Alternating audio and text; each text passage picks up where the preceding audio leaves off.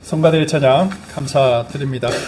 오늘은 성령 강림 후 12째 주일이고 평화 통일 주일로 지키게 됩니다. 평화에 대해서 이 시간 함께 말씀을 한번 나눠 보려고 하는데요. 하나님 나라와 평화의 잔치라는 제목으로 함께 말씀 나누도록 하겠습니다. 올림픽 이야기 할까 합니다. 지난주에 이어서 오늘도 이제 파리 올림픽이 사실상 마감을 하는 날이기도 합니다. 근데 이제 뉴스를 듣다 보니까 앞으로 이 올림픽을 개최하기 좀 어렵겠다라는 이야기가 돌고 있어요. 뭐 다양한 이유가 있습니다. 그 가운데 하나가 가장 좀 높은 게 시청률 저하 때문에 개최국이 돈을 못 번다라는 거예요. 돈벌이가 안 된다라는 것이죠. 보니까 그 이유를 살펴보니까는 이제 민족주의, 이 국가라는 개념이 예전에 비해서 훨씬 더 약화되어 있고 또 개인주의가 강하기 때문에 많은 사람들이 올림픽에 대해서 그렇게 예전보다 상대적으로는 덜 관심을 갖는다고 합니다. 어제 우리 탁구, 여자 탁구 동메달 결정전이 있었는데요. 보니까 독일하고 붙었습니다. 독일 선수 3명 가운데 2명이 중국계예요. 아마 귀화하지 않았나 생각이 듭니다. 그래서 독일 순수 독일인이라고도 그렇게 좀 부르기도 좀 그렇지만 그분들이 자기네 국기를 가슴에 달고 뛰는 중국인 귀화 선수를 볼 때 어떤 생각이 들까라는 생각도 하게 되었습니다. 정말 예전처럼 우리 선수다라는 생각을 들지 아니면 귀화한 어떤 외부자적인 관점을 갖고 있을지 지금은 이제 다국적 그 다음에 이제 초국가적인 사회 속에서 그런 어떤 국경에 대한 문제들이 최근 그렇게 심하지는 않을 것 같습니다. 그럼에도 불구하고 이제 올림픽이 마무리되고 앞으로도 이제 더 개최가 될 것인데 여러분 왜 우리는 이 올림픽을 또 개최하고 또 전 세계적인 시민들이 그럼에도 불구하고 관심을 가질까요? 고대 올림픽은 기원전 9세기 그리스 올림피아에서 4년마다 이렇게 열렸다고 합니다. 당시에는 남자만 올림픽에 참여했다고 합니다. 종목도 단거리 육상만 진행하다가 차츰 장거리 육상도 추가가 되었습니다. 고대 올림픽 잔치에서 지향했던 정신은 평화와 화합이었습니다. 그래서 수많은 당시 전쟁 가운데서도 올림픽이 개최된 시기에는 휴전이 이루어졌습니다. 그래서 이런 고대 올림픽 정신은 현대 올림픽에도 사실 고스란히 이어지고 있습니다. 2021년이에요. 이 개정된 올림픽 헌장을 보니까 올림픽 이념의 기본 원칙이라는 그 항목이 있는데요. 이 가운데 2조에는 이렇게 기록되어 있습니다. 올림픽 이념의 목표는 인간의 존엄성 보존을 추구하는 평화로운 사회 건설을 도모하고 스포츠를 통해서 조화로운 인류 발전에 기여하는 것이다 라고 아주 명문화되어 있습니다. 하지만 이러한 올림픽 정신이 구현되지 못한 때도 많이 있었습니다. 또 차별과 혐오 속에서 올림픽이 진행된 적도 있었습니다. 그 대표적인 사례로 바로 1936년에 있었던 베를린 올림픽이라 할 수 있겠습니다. 시기적으로 보면 이때 굉장히 이제 나치 시대가 활발했던 시기였는데요. 1936년 8월 1일부터 8월 16일까지 보름 정도 독일 베를린에서 개최가 되었습니다. 이 올림픽은 나치 독일 시절에 개최되었다고 해서 나치 올림픽으로도 종종 불리기도 합니다. 올림픽이 개최되기 바로 직전에 나치의 한 선전 팜플렛에는 이런 글귀가 적혀져 있었습니다. 우리 나치 당원들은 올림픽 참가 흑인들이 독일을 여행하고 최고의 문물을 접한다 해도 그들에게는 아무런 가치도 없을 것이라 본다 라는 슬로건입니다. 올림픽이 개최되기 전에도 이러한 말이 공공연하게 회자되고 있었으니 얼마나 인종주의적이고 또 차별적인 올림픽이 됐을까 우려가 되게 됩니다. 그런데 이런 분위기 속에서 아주 중대한 사건 하나가 터지게 됩니다. 그것은 바로 히틀러가 1935년 1년 전입니다. 올림픽 개최 유대인들의 독일 시민권을 박탈하고 또 공식적으로 차별하려는 뉘른베르크법을 채택하게 된 것입니다. 올림픽 참가국들은 올림픽 보이콧 목소리를 내기 시작했습니다. 특별히 미국 내에서는 이 시위 캠페인이 굉장히 강렬하게 불기 시작했습니다. 사실 미국 시민사회 구성원들은 1933년 히틀러가 권력을 잡기 시작했을 때부터 이 베를린 올림픽이 사실 잘 돌아갈 수 있을까, 잘 진행될 수 있을까 우려가 막심했습니다. 당시 올림픽 경기 감독을 담당하던 아마추어 경기 연맹이라고 있습니다. 미국인데요. 당시 나치의 반유대주의 법안에 반대하면서 독일 올림픽 경기를 참여를 제고하고 있었습니다. 대표적으로 아마추어 경기위원 연맹 위원장이었던 메호니라는 사람이 있는데 이 사람이 차별 규정을 반대하면서 스포츠 페어플레이 위원회를 아주 제도화했습니다. 그래서 인종차별이라든지 국가적 차별을 받지 않도록 이미 좀 공공연하게 이렇게 좀 장치를 마련한 것이죠. 그래서 독일 내 유대인과 유색 인종에 대한 차별이 올림픽 정신에 위배된다는 주장을 하기 시작했습니다. 이로 인해서 대중은 물론이거니와 세계 종교계에서도 올림픽 참가 거부 성명서를 발표를 하기 시작합니다. 그런데 이 브론디지라는 미국 올림픽 위원회 위원장 생각은 사실 좀 달랐습니다. 이 브론디지는 정치와 스포츠가 섞여서는 안 된다라는 논리를 펼치면서 올림픽 대회를 보이콧하는 것이 이 정치적인 의도가 있기 때문에 이를 굉장히 비판하고 나섰습니다. 그리고 브론디지는 실제로 독일을 방문해서 사전 답사에서 정말로 유대인 선수들이 차별을 받고 있는지 조사도 했습니다. 하지만 결과적으로 유대인 선수들의 면담 속에서 인종차별 형태가 없다, 그렇게 우려할 만한 것은 아니다라고 결론을 냈습니다. 그리고 미국도 이 베를린 올림픽에 참여를 하게 되죠. 하지만 실상 베를린 올림픽은 나치의 선전 무대가 되어버렸습니다.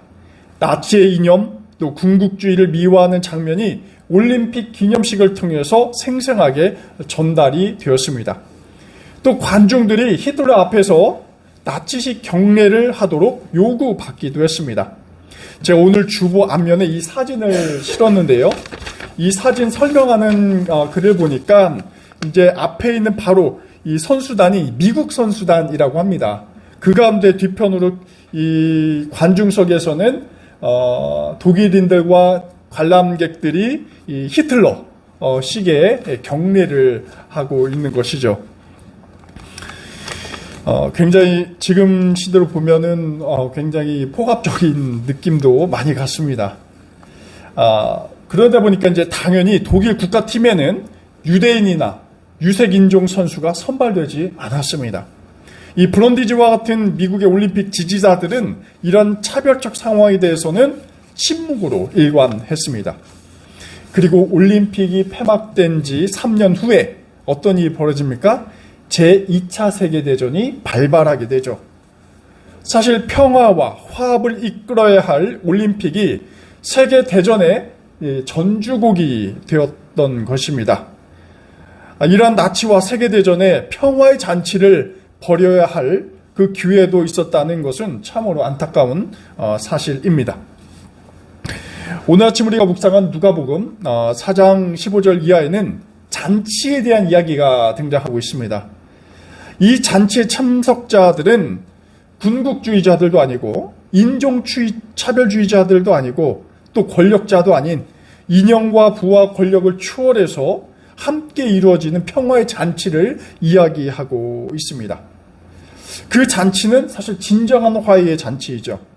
인종에 따라서 참가자의 자격을 구분하는 것도 아니고 또 남녀 성별에 따라서 참여하는 그러한 잔치도 아니었습니다. 모두의 잔치였다라는 것이죠. 오늘 이야기 상황으로 좀 더 들어가 보면요. 예수께서 함께 식사를 하던 사람과 대화하시면서 잔치 이야기를 꺼내십니다. 아마 그 사람은, 함께 대화했던 사람은 바리새파 지도자였을 가능성이 굉장히 높습니다. 철저하게 유대주의적인 사고와 그 이념에 익숙한 인물이었습니다. 이 사람이 예수께 이렇게 말하는 것이죠. 15절 후반인데요. 하나님의 나라에서 음식을 먹는 사람은 복이 있습니다. 라는 이야기입니다. 그런데 이 사람이 이렇게 이야기하는 속내가 있습니다. 자신이 유대인이기 때문에 당연히 하나님 나라에 들어갈 것이고 또 그 나라에서 누리는 그 잔치의 영광을 누릴 것이다 라는 이렇게 자신감 속에서 이야기를 하는 것입니다. 이 선민주의라는 이념, 자기만 유대인만 하나님께 구원받고 선택을 받았다라는 신봉자라고 볼 수가 있습니다. 하지만 예수님의 생각은 달랐습니다. 이후 이야기에서 증명될 것이지만 유대인만이 하나님의 잔치에 참여하는 것이 아니다라는 것이죠. 예수께서는 이 선민주의 의식을 가진 유대인들의 이 왜곡된 인식을 무너뜨리시면서 하나님 나라에 참여할 참여자들의 새로운 기준을 일러주고 계십니다. 어떤 익명의 사람이 잔치를 열어서 사람들을 초대하고 있습니다. 예수님의 이야기죠. 이 어떤 사람을 사실 하나님 혹은 예수님으로 생각해도 무방하다 보여집니다. 당시 유대사회 속에서도 이 잔치에 초대할 사람은 보통 정해져 있습니다. 미리 사전에. 그리고 잔치를 준비하는 차원에서 두 단계를 거치게 됩니다. 하나는, 첫 번째 단계는 참여할 사람들에게 주인이 초청장을 보내게 됩니다. 자, 그리고 초청장에 대해서 긍정적으로 답신을 보내면은 다음 단계로 잔칫날 바로 직전에 주인이 종을 보냅니다. 직접 종을 보내서 잔치가 내일 준비가 다 됐으니 다음날 꼭 와달라고 재차 부탁을 하게 되는 것이죠. 이거 하나의 짜여진 매뉴얼과 같습니다. 하나의 예법이죠. 여기서 초청장을 받은 사람은, 처음에 받은 사람은 거부할 수는 있습니다. 하지만 두 번째, 종까지 와서 다시 와달라라고 한 경우는 사실 반드시 참석을 해야 했습니다. 왜냐하면 이들은 초청장을 받을 때 가겠다고 긍정적인 답신을 보냈기 때문에 그렇습니다. 그런데 문제는 이 잔치에 오기로 약속해놓고 불참하겠다 이야기하는 사람들이 오늘 등장하게 되는 것이죠. 그것이 바로 3명의 등장인물이 있습니다. 첫 번째 불참자는 어떤 변명을 늘어놓느냐 하면 자신이 산밭을 보러 가야 하기 때문에 잔치에 못 가겠다라는 인물입니다. 이 사람은 사실 밭을 새로 사기 위해서 나간 것이 아닙니다. 이미 산 밭이 어떠한지를 둘러보기 위해서 나간 것이죠. 이미 산밭을 둘러보는 일은 사실 그렇게 중요한 일이 아닐 수 있습니다. 하나의 잔치에 참여하지 않기 위한 핑계거리에 불과하는 것이죠. 사실 이러한 태도는 하나님 나라의 초청자 예수님, 그 주인인 예수님을 배척하는 분위기를 암시한다고 볼 수 있습니다. 두 번째 불참자는 자신이 산 소가 훌륭한 소인지 검사할 일이 있어서 잔치에 참석하지 않겠다라는 인물입니다. 이 사람은 쟁기를 끄는 소 5쌍을 샀다고 하는데요. 총 10마리입니다. 10마리나 되는 소가 이 갈 정도의 땅이라면 꽤 넓은, 돈이 있는 부유한 자일 확률이 굉장히 높습니다. 사업 수완도 좋았고 또 일도 열심히 하는 것이죠. 하지만 이 인물은 처음에 잔치에 참석한다고 했지만 거부를 하면서 이제는 못 간다라고 하는 그 결례를 범하고 있습니다. 마지막 세 번째 불참자는 자신이 결혼을 한 사람이어서 아내와 함께 있어야 한다는 하기 때문에 못 간다라고 이야기를 그 종에게 하고 있습니다. 꽤 스윗한 남편입니다. 예? 핑계를 대라니까 아내가 있어서, 신혼인데 아내가 있어서 못 간다는 것이죠. 보통 잔치가 이 고대 중동에서는 저녁부터 시작해서 밤 늦게까지 진행이 됩니다. 그러니까 아내가 사실 외롭게 있을 것이 걱정이 된 모양입니다. 굉장히 사려 깊은 남편이에요. 하지만 단순한 핑계거리라고 볼 수 있습니다. 왜냐하면 아내와 함께 같이 되면 되는데 그 잔치에 참여할 수 있는데 그러지 않습니다. 그런 다른 방안을 생각하지 않은 것이죠. 자, 종은 이 새 사실을 주인에게 말합니다. 주인은 오지 않겠다라는 소식을 들으니 감정이 상할 수밖에 없죠. 이에 주인은 종에게 시켜서 시내의 거리와 골목으로 가서 가난한 사람, 장애 있는 사람, 눈먼 사람, 다리 전 사람을 초대하라고 시킵니다. 여러분, 이 자들은 누구입니까? 당시 사회 문화적으로 볼 때 굉장히 소외된 자들이죠. 여기서 굉장히 흥미로운 점은 주인이 그냥 길에 있는 사람들, 일반 시민들을 초청해도 되겠지만 콕 집어서 이러한 소외 계층을 지목해서 초대한다라는 것이 굉장히 주목할 만한 부분입니다. 여러분, 왜 예수께서 그렇게 말씀하셨을까요? 성경에서 이러한 소외 계층은 무가치한 존재가 아닙니다. 어떤 결핍을 채우고 어떻게 해서든지 살아가려 하는 의지적인 존재다라는 것을 기억할 필요가 있습니다. 이들은 기꺼이 잔치에 참여해서 즐기고 서로 환대할 수 있는 그런 존재다라는 것입니다. 단순히 경제 문화적으로 약자라기보다는 잔치에 내가 적극적으로 흔쾌히 참여할 의지가 있는 존재이기 때문에 주인은 바로 이 자들을 콕 집어서 말한 것이죠. 주인은 이 자들의 의지가 참 잔치에 참여할 그 기본 조건으로 보십니다. 또 중요한 것이 있는데요. 이 대목에서는 앞서 말씀드린 세 불참자가 기존의 부유한 자, 또 때로는 권력을 가진 자, 또 신체적으로 건강한 자를 대변한다면 잔치는 이들만의 것이 아닌 모든 계층, 신분, 성별과 같은 보이지 않는 기준을 넘어선다라는 것을 말하고 있습니다. 그러니까 차별이 없는 잔치다라는 것을 말하는 것이죠. 이 누가복음서에는 예수님께서 잔치에 참여하신 케이스가, 그 사례가 굉장히 많습니다. 총 7번 정도 등장을 하는데요.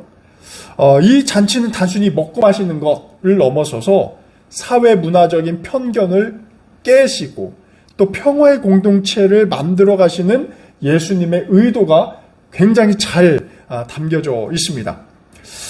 가령 누가복음 7장에는 바리새인 시몬이 죄 많은 이방 여인을 정죄하는 것을 두고 예수께서는 오히려 이 여인을 칭찬하는 그런 장면이 등장합니다. 또 다른 장에서는 바리새인이 초청한 그 점심 식사에서 오히려 바리새인들, 그 초대한 그 주인을 꾸짖는, 그 위선을 꾸짖는 장면도 있어요. 과연 이러한 잔치가, 예수께서 참여하시는 잔치가 상징하는 것이 무엇이냐? 우리가 묵상할 필요가 있습니다. 예수께서는 잔치를 통해서 인간을 자본이나 권력이나 명예로 구분하는 그 무모함을, 그 기준을 타파하신다라는 것이죠. 인간들 사이의 그 차별적 관계 대신에 하나로 일치하고 화합하는 그 공간을 잔치를 통해서 보여주고 계십니다. 그리고 또 사실 이러한 잔치가 하나님 나라를 미리 맛보는 또 공간이기도 하죠. 그래서 예수께서는 이 잔치의 자리에서도 누구도 소외되지 않도록 배려하십니다. 또 심지어 죄인, 병자, 또 예수를 배척했던 바리새인들까지도 소외시키지 않는다라는 것이 핵심입니다. 만일 예수께서 약자만을 잔치에 초대하셨더라면 이 역시 정의롭지 않을 수 있었을 것입니다. 하지만 오늘 본문에서 예수를 상징하는 그 주인은 어떻습니까? 애초 사회 지위가 높은 사람들도 초대를 했습니다. 하지만 이들이 거부했을 뿐이죠. 그래서 주인은 모두가 참여하는 그 잔치가 바로 하나님의 나라의 원리다라는 것을 강조하고 있습니다. 차별 문제와 관련해서 이번에 열린 그 파리 올림픽에서 이슈가 된 사건이 하나 있었죠. 여자 복싱 66kg급 16강 경기에서 알제리의 이만의 캘리프가 이탈리아의 안젤라 카리니를 꺾은 일이 있었습니다. 근데 문제는 이 카리니가 기권을 했는데요. 캘리프에게 맞고 예전에는 맞아보지 못한 강력한 펀치다 라는 남기면서 기권을 했습니다. 경기 시작 단 46초 만의 기권입니다. 이에 따라서 캘리프의 성별 논쟁이 번졌습니다. 그게 남성스러운 권력과 외모 때문입니다. 사실 이 선수는 태어날 때부터 여성으로 태어나서 여성으로 등록되었고 또 그 올림픽의 기준인 여권이 기준이라고 해요. 여권에서도 여자라는 그 표시가 되어 있습니다. 지금까지 여성으로 산 것이죠. 그래서 이 기준 때문에 여자 복싱 경기에 참여할 수 있었습니다. 하지만 한간에는 이 여성이 염색체가 XX 여성이 아니라 XY 염색 남성이고 또 남성 호르몬 수치도 굉장히 높게 나왔다라고 합니다. 이러한 문제에 대해서 일부는 좀 과격한 입장에서는 이 캘리프가 복싱에 아예 참석하지 못하도록 해야 하고 메달을 박탈해야 한다라고 주장하기도 했습니다. 엊그저께 뉴스 보니까 금메달을 딴 것 같아요. 판정승으로 금메달을 땄습니다. 어떻습니까? 굉장히 참으로 어려운 문제입니다. 올림픽은 예로부터 남자와 여자 경기를 구분해서 진행합니다. 이게 차별적인 것이 아니라 공정성 때문이죠. 신체적 차이를 기준으로 공정성을 기하기 위해서입니다. 만약 복싱 같은데 이것이 성별 차별이라고 해서 남자와 여자가 복싱을 하면은 게임이 안 되겠죠. 그렇기 때문에 이 캘리프의 이슈는 사실 다각적인 분석이 필요하고 향후 복싱 대회를 위해서라도 검토할 부분이 분명히 있습니다. 또한 의학적인 검토도 더 필요해 보입니다.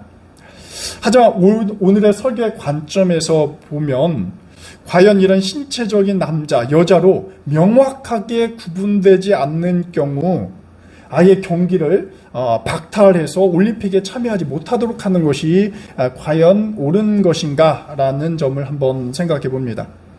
이것은 성별 논쟁도 아니고 염색체 문제도 아닙니다. 인간 그 자체로서의 존엄성에 대한 이야기를 하려고 하는 것입니다. 올림픽 정신에서도 나오고 있는 부분이죠. 올림픽이라는 그 잔치에 참여하는 것은 누구나 열려져 있습니다. 올림픽 규정과 이념에서 밝힌 것처럼 인간이라면 성별, 국적, 언어, 문화에 상관없이 올림픽의 기준에 합당하면 참여할 권리가 있습니다.